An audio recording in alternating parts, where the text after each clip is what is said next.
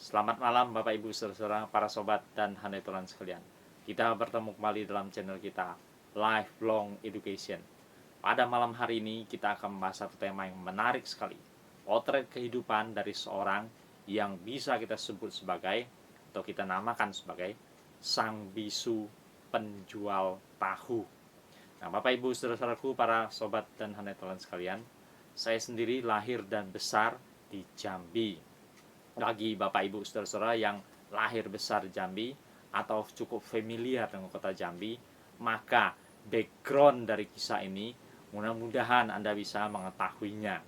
Jadi ketika kelas 4 SD sampai kelas 1 SMP, kami tinggal di satu daerah sekitar namanya Taman Tugu Pers. Sekarang sekitar Taman Tugu Pers. Jadi kalau dari arah pasar, arah keramaian di pasar, itu nanti akan sampai di namanya TPU Kebun Jahe. Maju lagi namanya Kapuk. Setelah maju lagi, di situ ada Simpang 3 dan terus menuju ke Simpang Pulai. Nah, di Simpang 3 itulah, di Simpang 3 itu oleh pemerintah daerah dibangun Taman Tugu Pers. Lalu waktu itu kami tinggal namanya di belakang praktek Dokter Amas lama. Jadi tepatnya sekarang lorong itu dinamakan sebagai Lorong Amas. Oleh karena praktek dokter itu cukup terkenal, bukan hanya sekitar daerah sana, juga bagi banyak orang lain yang ada di Jambi. Dan lorong Dokter Amas ini berseberangan dengan namanya Lorong Telaga. Jadi kami tinggal di dalam Lorong Amas. Nah, kisah itu terjadi di situ. Jadi setiap pagi ada seorang yang datang menjajakan tahu ke sana. Dia mendayung sepeda. Dia mendayung sepeda batang pria dan menjajakan tahunya. Apa yang unik adalah bahwa si penjajah tahu ini dia adalah seorang yang bisu. Betul-betul dalam arti tunarungu. Waktu itu sekitar usia 40 tahun. Dan kalau sekarang beliau masih hidup, mungkin sudah sekitar umur 75 tahun. Nah, Bapak Ibu saudara-saudaraku, para sobat dan handetolan sekalian, dia membuat sendiri tahunya. Lalu dia menjajakan sendiri berkeliling dengan naik sepeda. Jadi sepeda batang model pria itu, di belakangnya ada tempat duduk untuk membonceng orang. Di situ ditaruh karung beras 100 kiloan itu, dipotong tengahnya sehingga kiri kanannya bisa dipasang dua jerigen plastik yang atasnya sudah dipotong sehingga terbuka. Nah, di dalam dua jerigen itulah ditaruh tahu-tahu yang dijajakannya. Tahu berbentuk kubus berwarna putih. Itu yang dijajakannya. Setiap pagi sekitar pukul 8 sampai pukul 9 dia akan menjajakan ke Lorong Amas itu. Dan sering juga menjajakan ke rumah kami. Ibu saya sering membelinya. Satu minggu bisa membeli 4 sampai 5 kali. Artinya tentu tidak sampai setiap hari, tapi juga nyaris setiap hari. Begitu juga ada tetangga-tetangga lainnya yang juga sering membeli. Maka dia ketika datang mendayung sepeda, maka karena dia tunarungu, dia tidak bisa apa-apa. Paling cuma kering-kering sepeda, sambil juga dia teriak-teriak sedikit.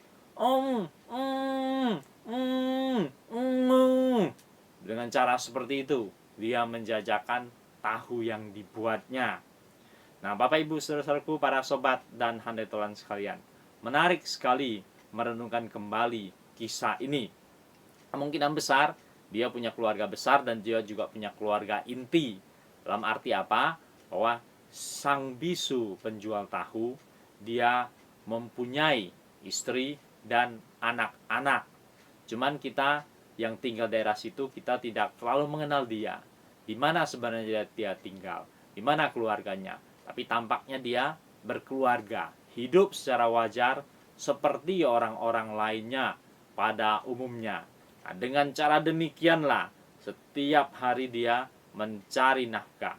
Setiap hari dia membuat tahu, Setiap hari dia mendayung sepeda berkeliling, setiap hari dia menjajakan dagangannya, yaitu tahu putih. Ada hal yang unik, akan ada rumah tangga tertentu yang kadang-kadang lagi susah secara ekonomi, tapi mereka juga perlu makan. Salah satu hal yang makanan yang cukup sederhana tentunya adalah tahu. Nah, bagaimana dengan orang-orang yang seperti itu? Jadi ada satu dua orang yang kadang-kadang susah.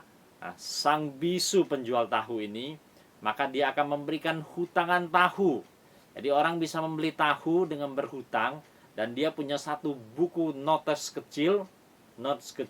Di situ dia mencatat tanggal berapa si Anu membeli tahu berhutang berapa.